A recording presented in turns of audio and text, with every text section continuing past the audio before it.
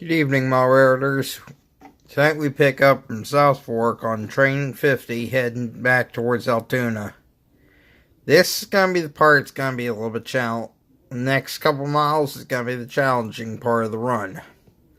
Because now we're going up a 60-mile-an-hour railway, which then steps down to 45, which then steps down to 30 for the steep downhill descent.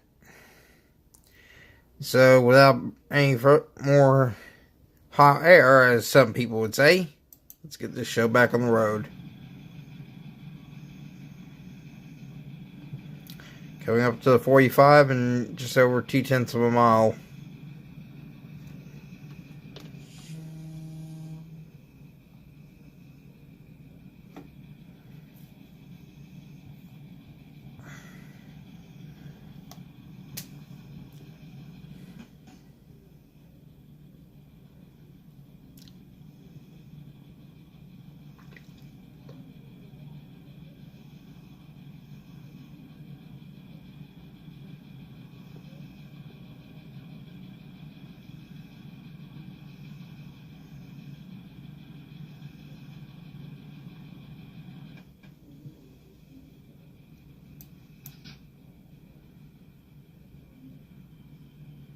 We're on 0.5% grade.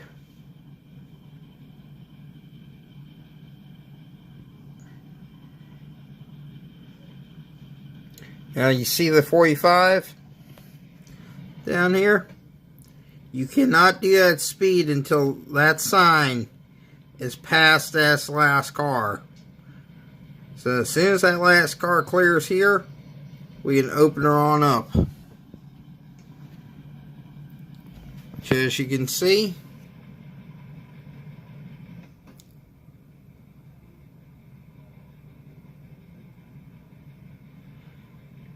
hammer time.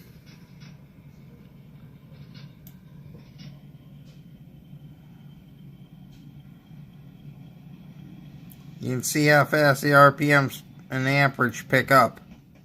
Most of these engines back around this time frame were DC traction control, which the cables on most of them, and Sparky, you should know how big these wires are. Big hulking wires like that for these kind of amperages, because you're only dealing with about 600 volt but high amperage. Case in point, you can see we're only currently at 210 amps, but you think about that for a second. 210 amps at 600 volt. Realistically, you could power 3 houses with that much current. And that's with a dead short. The average house today is about 200 amp of alternating current. So technically, if you have a big enough inverter or a big enough alternator, you could in fact run your house off a locomotive. Which the funny thing is, up in Alberta, Canada, the Canadian Pacific had to do just that at one of their yard offices when they went for about 2 or 3 months without power because of how bad the snowstorms hit. And Sparky shouldn't remember that nightmare. Of course, they had specialty cable and all that, and the building was taken off the grid for it, but it can be done.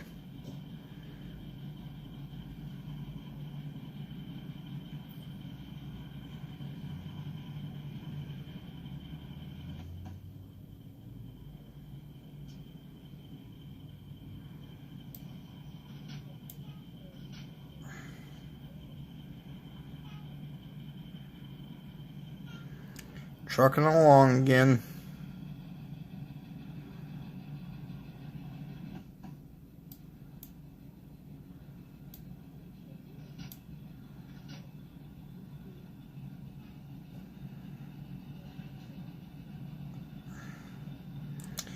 Just over 4 8/10 of a mile to the next major airlocking point.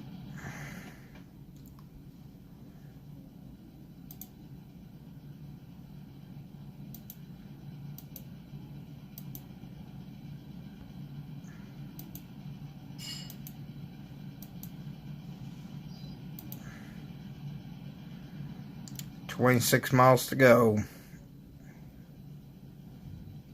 That's where we have to, our run ends at.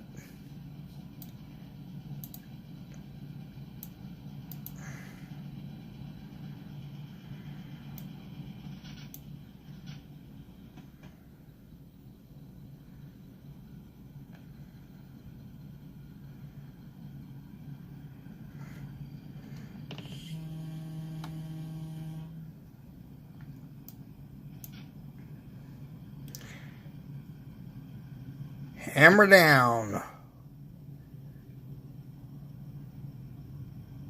As the old mill steam engines, stationary steam engines operators would say, balls to the wall, full throttle. And the whole term behind that was most steam engines, stationary traction engine type,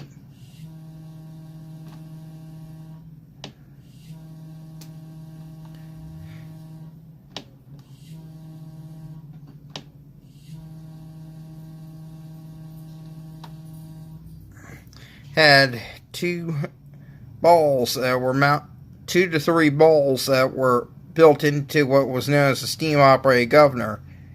And when the faster the engine run, the balls would extend out, and once they got past a certain point, it shut off steam through a shaft. Because as the balls went out, it pulled the shaft down, cutting off steam. And when the load released, they opened back up, and the engine sped up. Hence how the term balls to the wall came to be. So it actually refers to a stationary mill engine, like a grist mill or a sawmill engine or any of those type of stationary engines. And in some places, they actually use them for steam-powered hammers for hammering sheet metal out. Where in some cases, like steel mills, they actually used it for rolling sheet metal out and heavy steel plates. In fact, if you want to see a prime example of it, of a type of engine that was used in a steel mill, this is a plug for another channel, guys. Look up Youngstown Steel Heritage here on YouTube, and you'll be able to find some real good information on steel, how most steel mills worked. In fact, there are several behind-the-scenes tours. In fact, he's also got several videos from back when several of the mills that are gone now, when they were back functioning, including one of the mills my late grandfather worked at. So it's a possibility he might be in the video. But he's also got one that's of particular interest, and I've saved on my channel. And a lot of people didn't realize this, but the Southern Railway actually purchased their rail from Willing & Pittsburgh Steel, the company my late grandfather worked for. Weirton Steel, Weirton plant, they had a half-mile long facility solely dedicated to manufacturing a ribbon rail, which is what we're, for most of you guys who model prototype main lines today, ribbon rail was the predecessor to today's CWR, continuously welded rail, for those who don't know what that means.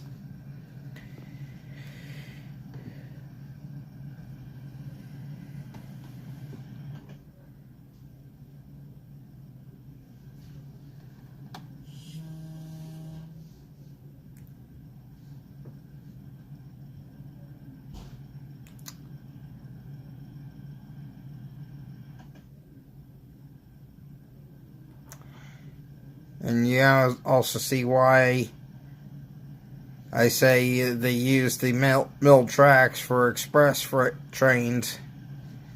The truck trains were considered on this line were considered express, Hence why they got put on the middle tracks. Which the way this numbering was 1, 2, and then 3 and 4, of course. 2 and 3 were your passenger mains. 1 and 4 were the freight and the local.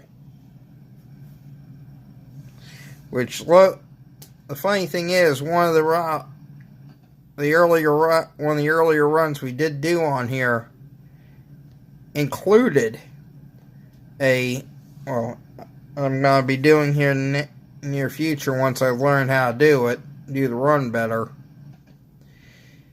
is a mixed train from Altoona to Crescent, which in a few minutes we'll be heading.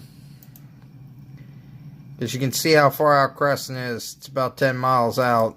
So we're going to be pretty much cruising for a little bit.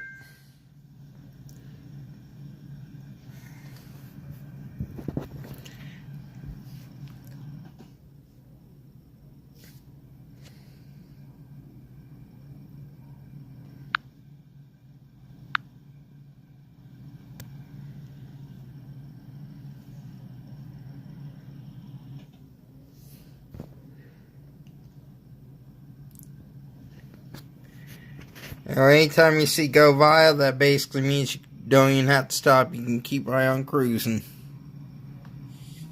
What the hell? Oh yeah, that's right. We gotta be ready for the tab. And we don't have to deal with that now. We can just roll right on through. Next block. Caution was because of the faulty signal indication featured in the last. It was shown in the last when we started the route.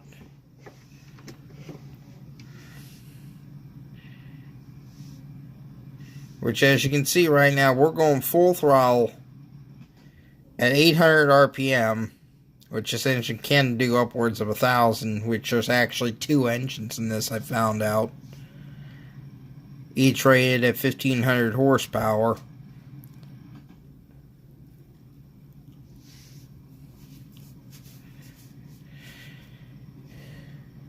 But as you can see, even full throttle, this engine's only running along at 57.3 mile an hour at almost dead flat trackage.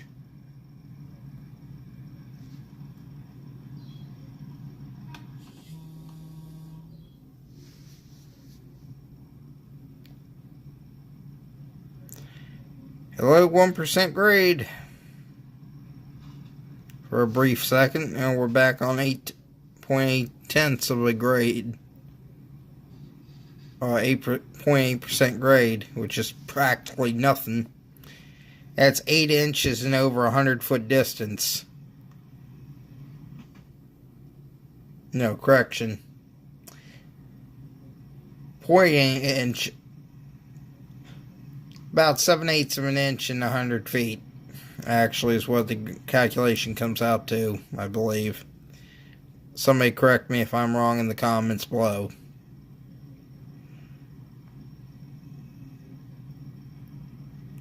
And as far as the British gradients go, please do not ask me, because I have no clue on how any of that works.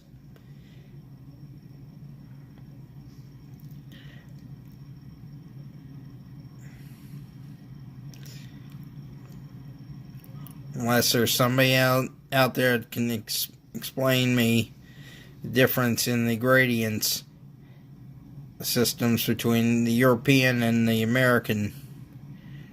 Because I know the American is done over a distance of 100 feet.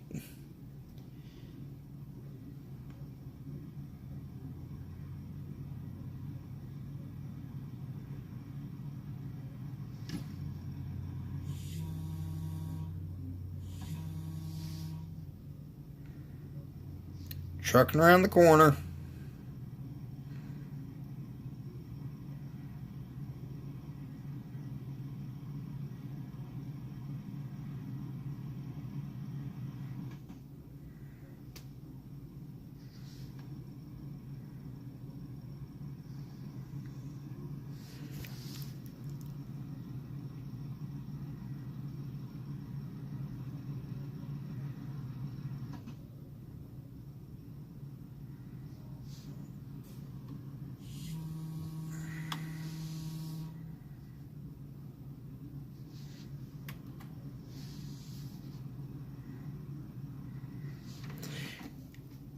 Now, on some scenarios, if you do pass a signal of danger, it will, depending on how you have the game set, it can actually kick you off the run. Because you don't know if there could be another train ahead of you crossing over, and you plow into it, which would realistically kill you. That's basically what happens when you do something that stupid. It automatically realizes, okay, you're dead. Do not pass go, do not collect $200.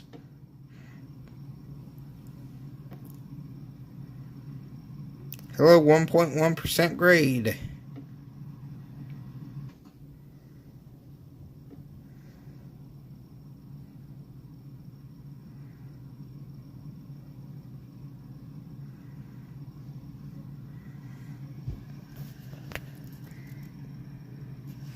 Put it on the gradient.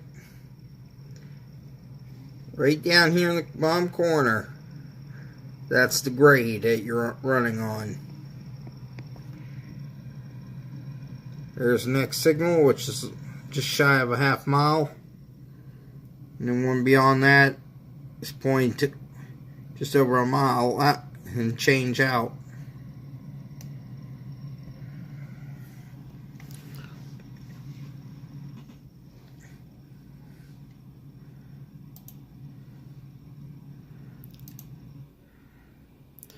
And just to change things up for you guys.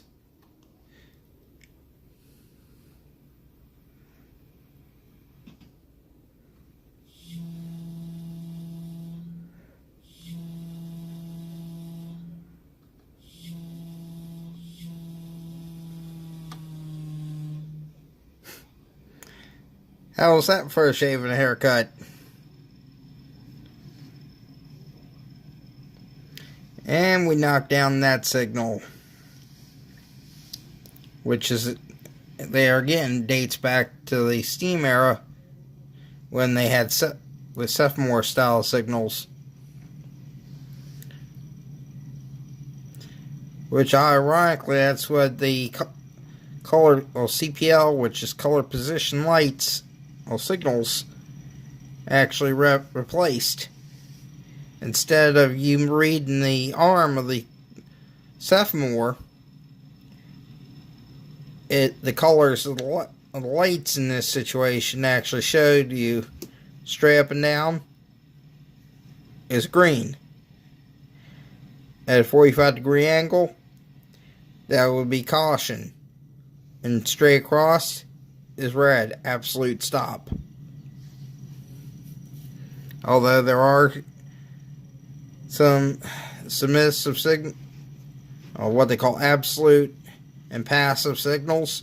Passive ones, you just proceed and be prepared to stop at the next signal, which there's quite a few different aspects that have been added for today's railroading, which are beyond the scope of this video. In fact, there's an entire tutorial on just reading signals on this game. Which, one thing I will highly recommend to people, you take time when you first get this game and follow or go through the tutorials on the beginning of this. You'll be thanking me in the comments at a later date, because this game can get to be quite complex. Especially if you're doing a lot of switching in a real compact industrial area.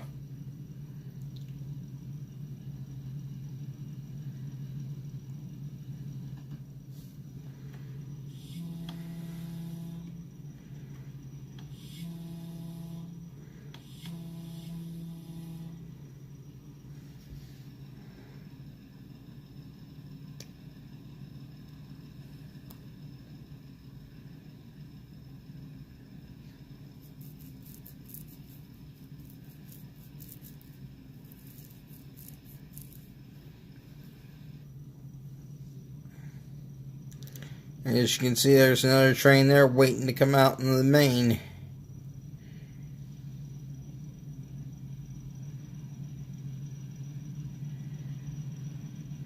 or waiting to be shoved back down to pick up its load. Standard railroad of the world. Pennsylvania once mighty Pennsylvania Railroad.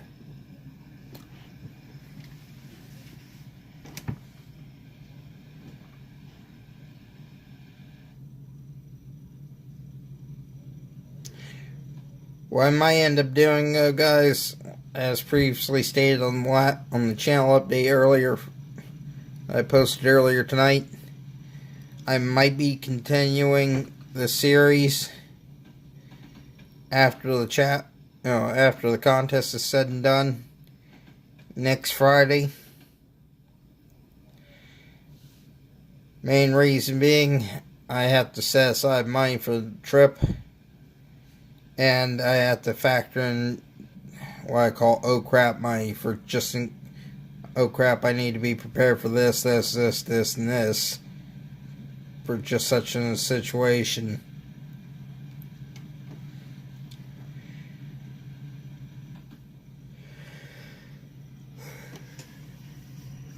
Hence why the layout I might post an occasional layout update with dealing with old basic scenery because I got enough stuff to continue on that. But anything major like decoders and such is going to have to hold off unless I cancel the trip. If I cancel the trip, then there's going to be some major work done. When I say major, I'm talking whole building major. Now I'm talking new lumber for the walls and everything. And I'm talking a complete and total scratch build.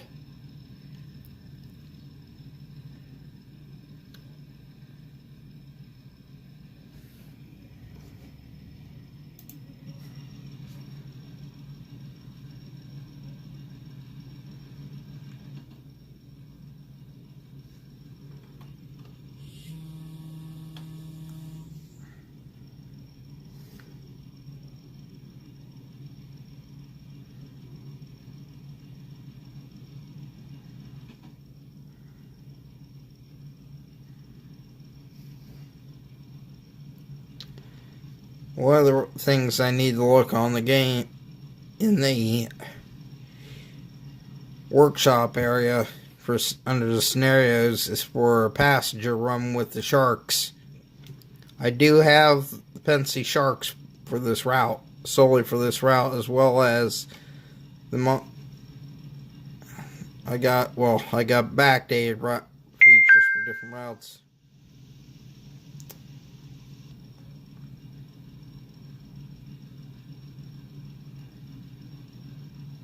As you can see, we're just cruising along. This is the easy part of the run. Once we get past Glitzen, that's when things are going to get really fun. Hello, 3% grade. Which I'm going to show you guys how I go about doing it. I basically slow the train down to about 10 mile an hour coming through once I exit the tunnel. At the New Porridge Tunnel on the southbound side of the grade. Which Sparky and anybody else that wants to go to these areas where the rail fan is at, which I might get a couple friends of mine from New Jersey who come out and rail fan this line, give me a little heads up.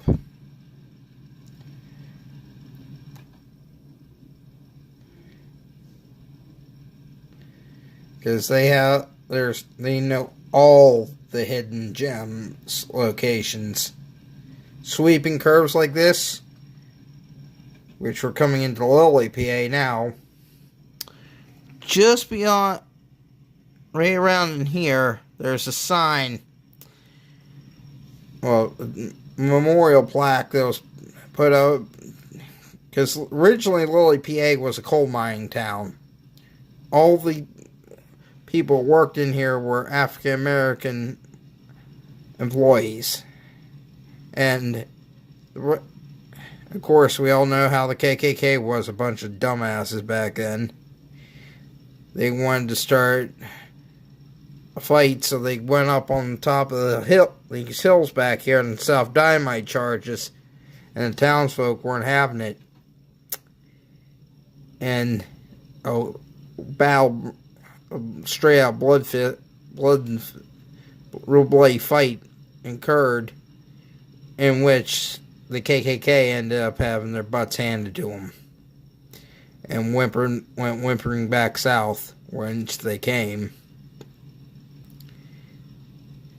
But that's a little bit more on the history of that area.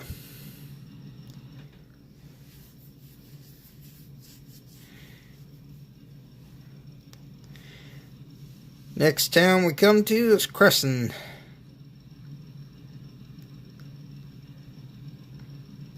And then Glitzen, which Glitzen is like on one side of the hill, the other side is the Boers.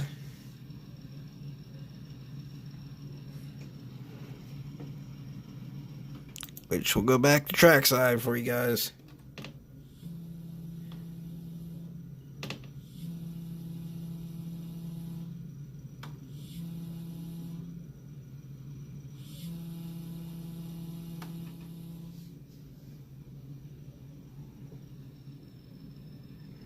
I know how you guys like those pan shots, that's why I try and squeak them in. If I had an Xbox controller, I could connect it to the computer so we can, because you can actually control the camera with an Xbox controller on this. So you can get real nice drone type pacing scenes. Which of course today you cannot do because of both FRA and FAA rules and regulations.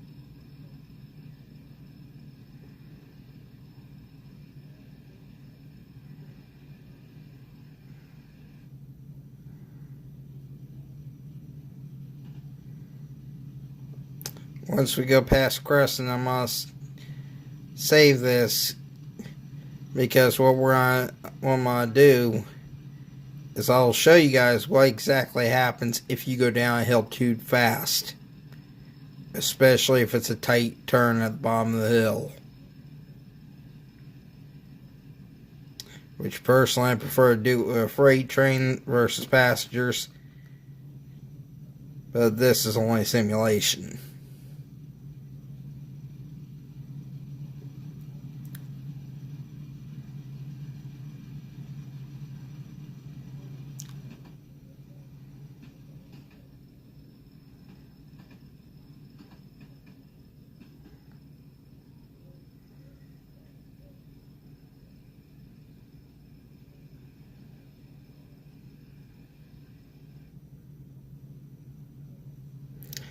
There is another train I need to get back on this just for the shits and giggles.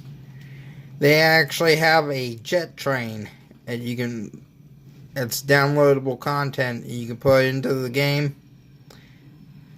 and it is obscenely overpowered. I mean, it's actually a comical level overpowered. You can go from a standing stop to almost 300 miles an hour within a matter of seconds. And it's a big hulking jet engine on the back end of it.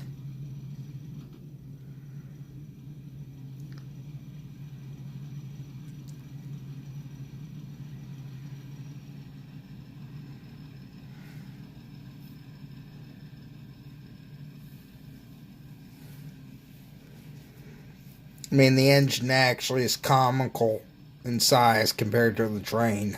It's massive.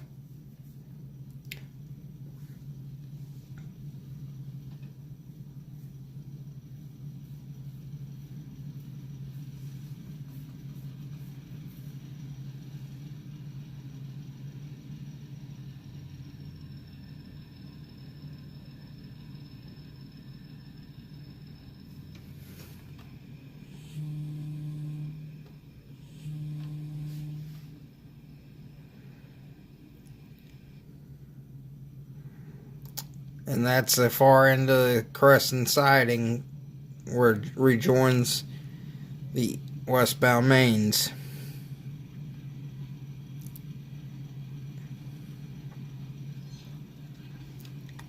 And there's our 45 zone I was mentioning to you guys earlier.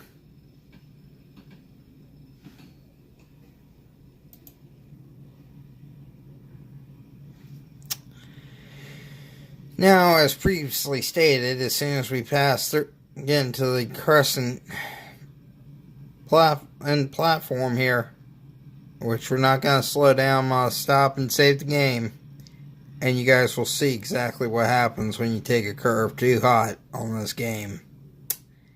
All you can see is, hello centrifugal force.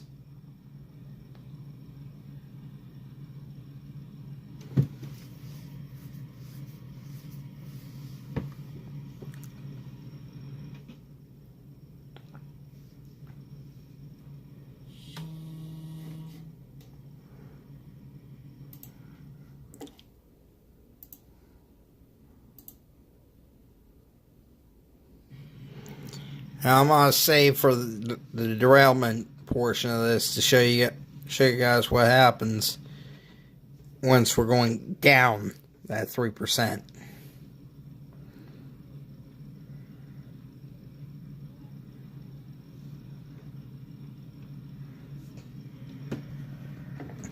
And we got about a mile to drop the speed, and so all you have to do is that. Now, 1% grade, that gives you plenty of time to coast down to the next speed restriction.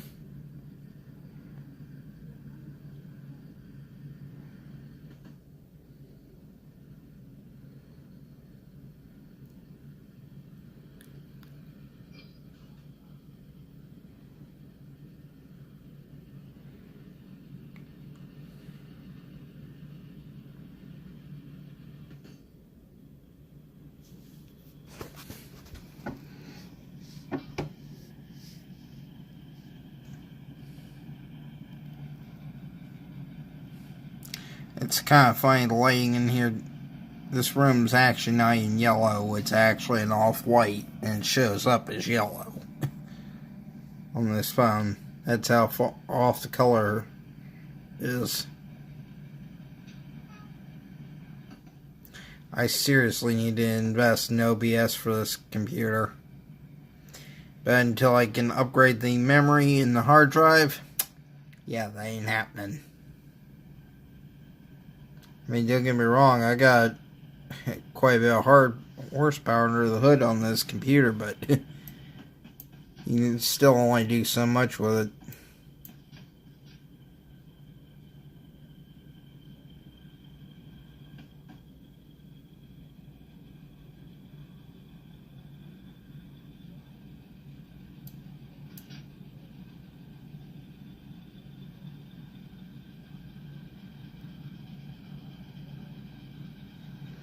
And there's the grade coming out off the Crescent branch,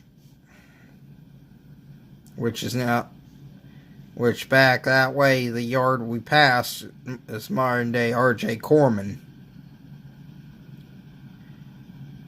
And up until recently, Norfolk Southern, who currently runs this line, had a few of the original Conrail SD80 Max, which the funny thing is, even though they were painted the thoroughbred paint scheme, which is the horse head logo on the front, the if they scrape some of the crews just to show a little bit of a thumbing to the company, they'd actually scrape off some of the black to let the blue show through. And anytime you saw it, you were supposed to yell "convict" as the next Conrail unit. Conrail still exists in today's standpoint as Conrail Shared Assets, CSO. It's a jointly run thing through Norfolk Southern and CSX. Although I think today Norfolk Southern owns the majority of it now. Norfolk Southern also has controlling interest in the Portsmouth Beltline Railroad, which is down a big short line down here. Which ironically, within the last 6 months, the railroad that my RHS chapter does excursions with, Buckingham Branch Railroad out of Dillon, Virginia, recently started a branch line servicing, of all things, the new expansion that's getting ready to happen down here along one of the tunnels. They're going to be hauling in coal, all the heavy aggregate and other materials required for the tunnel expansion near the naval base, Norfolk. And a few other locations. The reason why they're dealing with Naval Station Norfolk one, it's a heavy, and I mean heavy, pinch point right now, traffic-wise. The traffic backups easily reach 10 miles or more. Which I know some of you who live out in California and such, 10 miles ain't bad. It's bad enough when you have enough people bitching and complaining about it.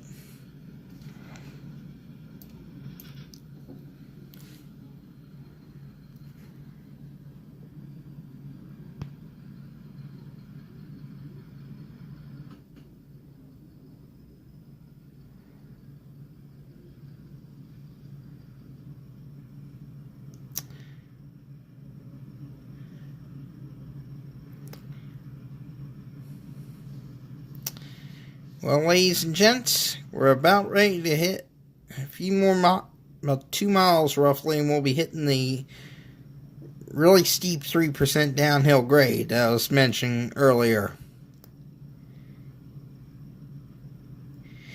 And all I can say is, fasten your seatbelts. Things are going to get rough.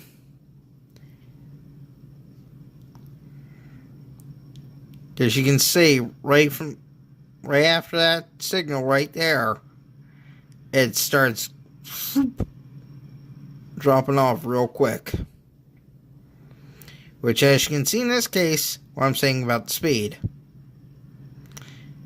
You guys wanted to see what a derailment's like on this? You're going to see what one looks like.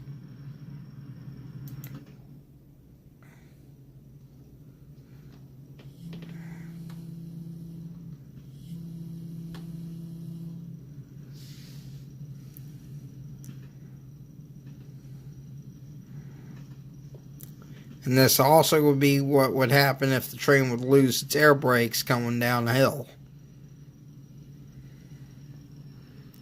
Because as you can see up ahead, we got a dogleg in the track.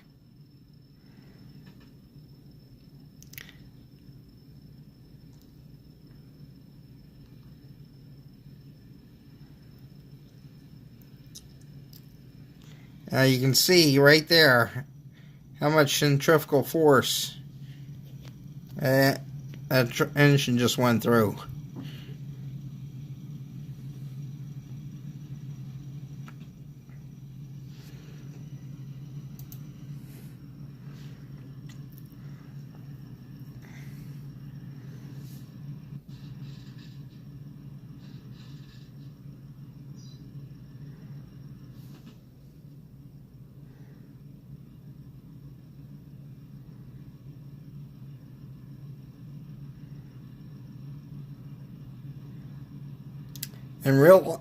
Normally I would not be doing this, but this is just to prove a point to you guys of what exactly happens on this game when you speed.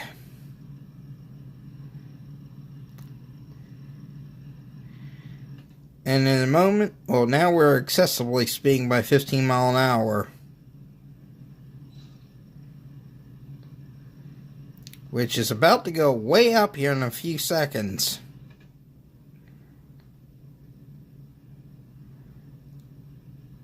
Because at the bottom of this long downhill section, because you can see exactly how fast it drops between those two signals.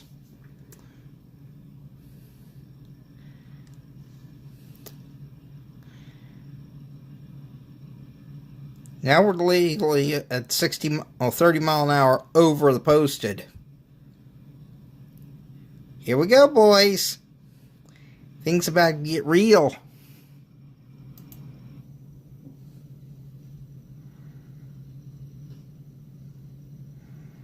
And yes, this is an intentional derailment I'm getting ready to do. I'm doing it so you don't have to.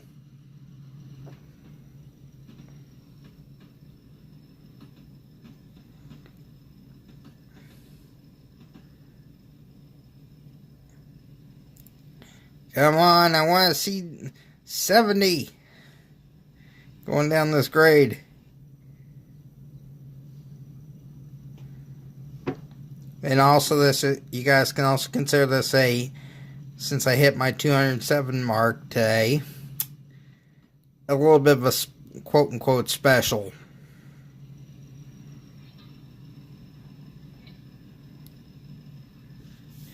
Okay, now we're starting to introduce centrifugal force into the equation.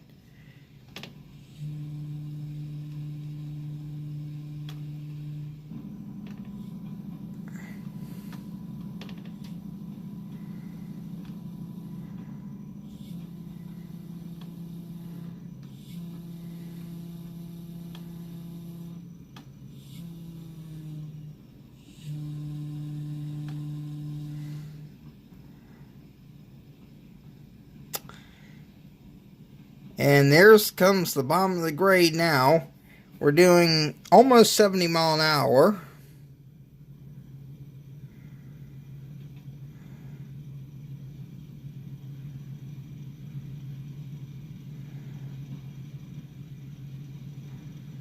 And in real life, this would be considered a runway.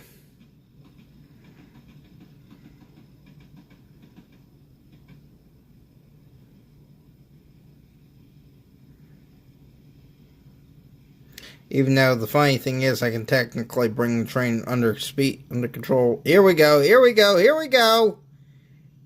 If it's gonna do it, it's gonna do it right around this bend.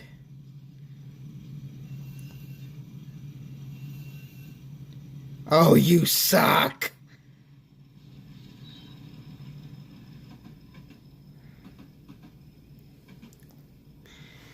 What's happening in real life, that engine's actually, the whole train's going like this, trying to go fling itself off in that direction. Now it's centerized again here. Now it's going, the top of the train's going this way, where the bottom is going that way. Hence the term centrifugal force.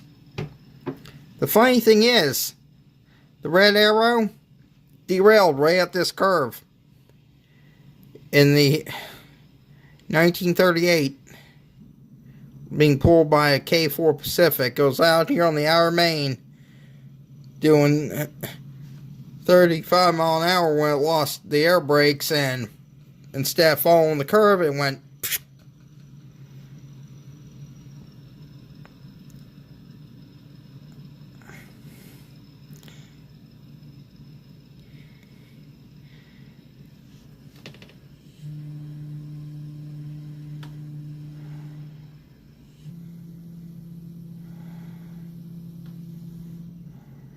It's probably going to derail right around the horseshoe.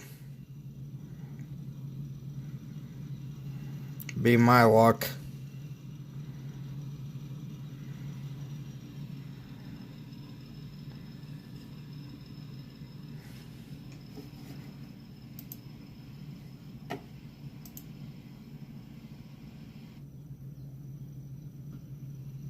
As you can see, we are rolling.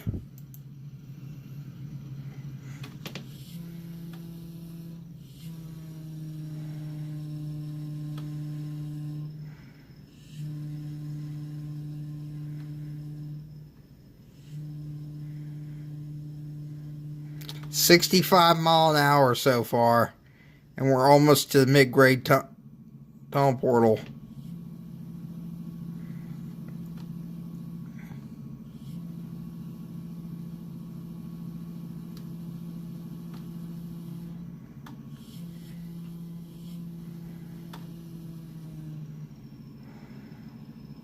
Come on, come on, come on, come on, come on! The one time I wanted to derail and it's not gonna derail.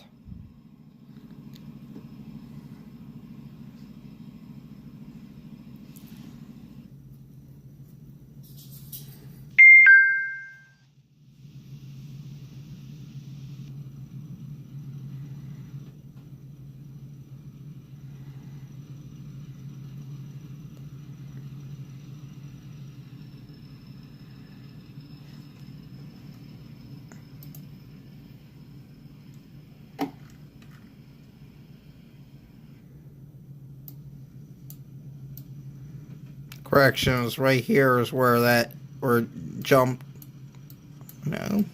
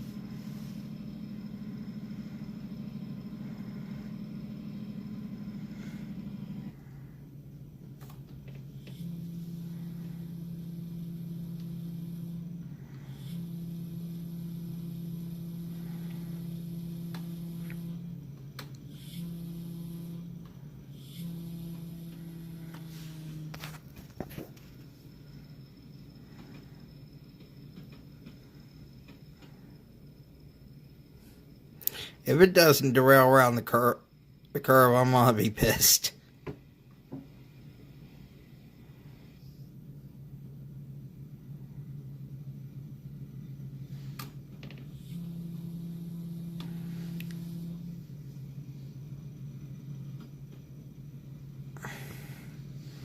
Because we're rolling that at 25, no, 35 over the posted right now.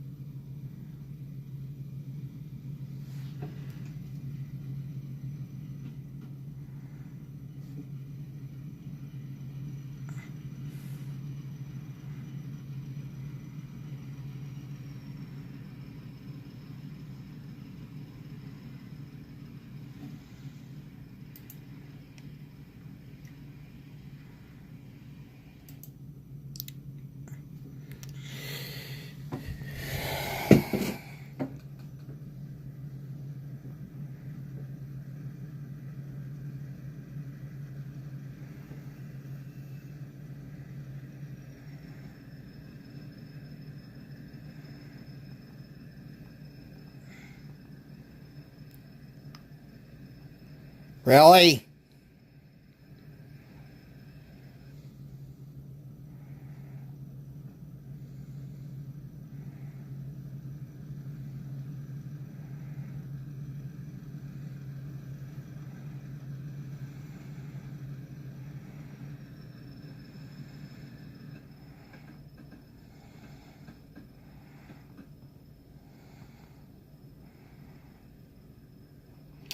I must have something changed set on the settings, because we should have jumped several times by now.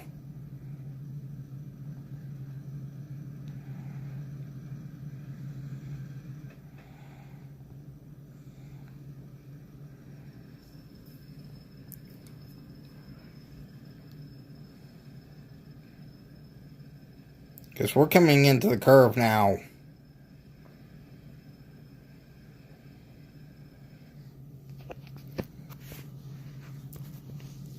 Jump, jump, jump, jump, jump.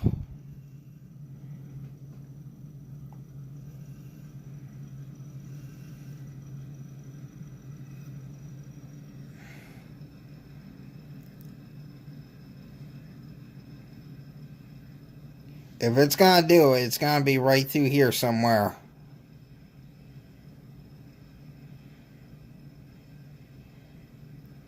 And watch, this thing is gonna make a liar out of me.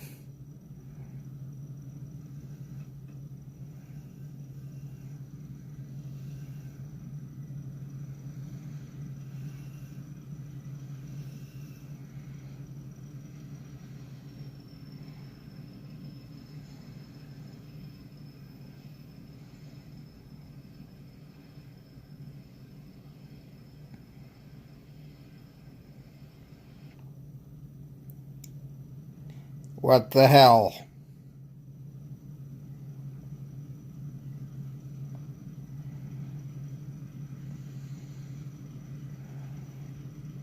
Well, I know one thing. If I want to race somebody on this route, I can do it.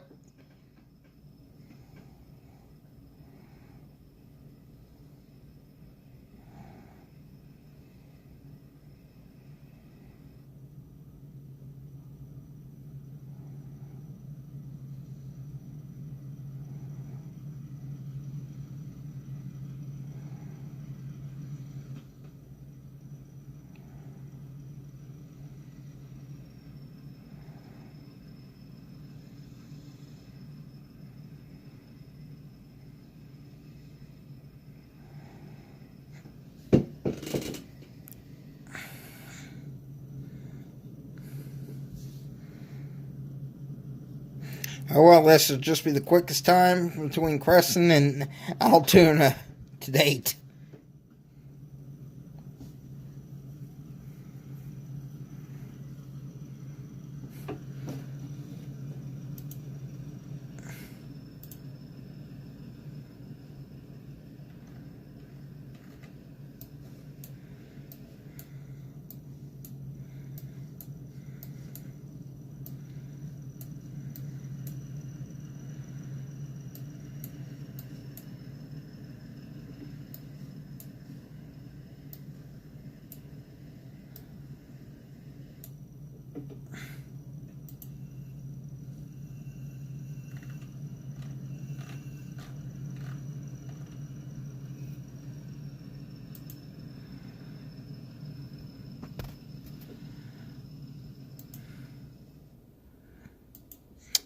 Well, guys, it pretty much just made an ass out of me.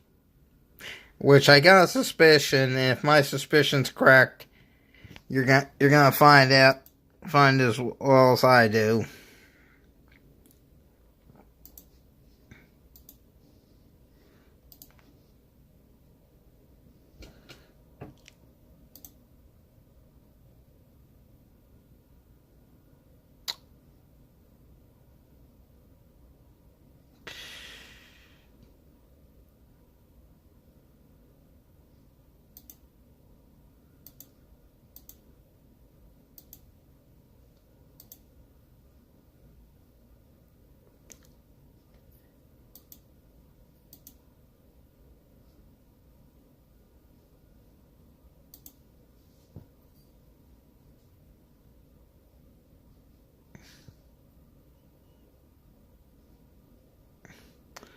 Let's see, with the controls you can do simple or expert. As you can see, the career scoring and all that other crap.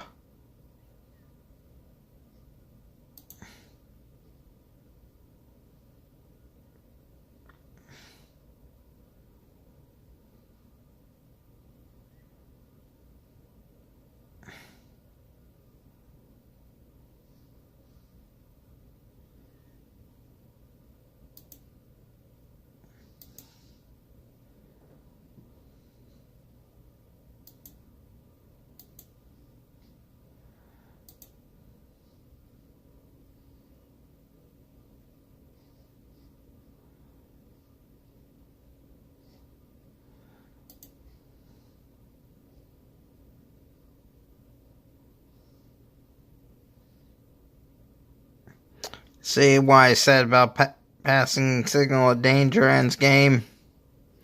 As you can see, I got that checked. Don't have it checked.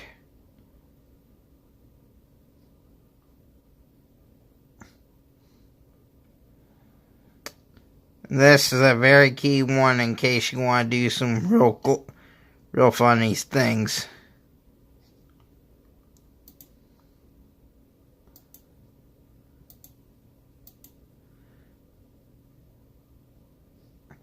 In case you're wondering, there is a controller out there for this, but the controller is like $200. Yeah, you already know what I'm saying about that.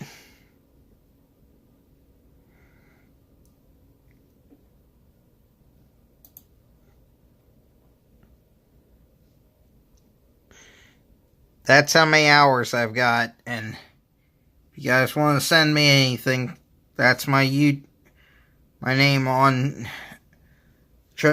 the Steam engine server,